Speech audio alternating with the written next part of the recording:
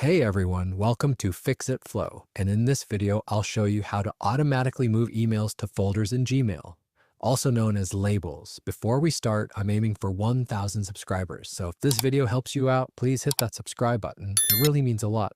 Alright, let's jump in. Create a label. Select the email you want to organize. At the top, click the label icon. Choose an existing label or create a new one. For example, I'll call mine Google. Set up a filter, select one of those emails, click the three dots at the top and choose filter messages like these.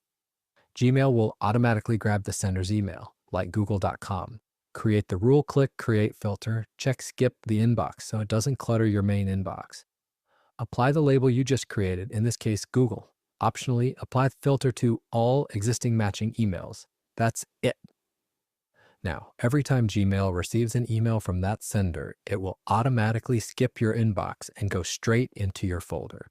And there you go. You've learned how to keep your inbox clean and organized with Gmail filters and labels.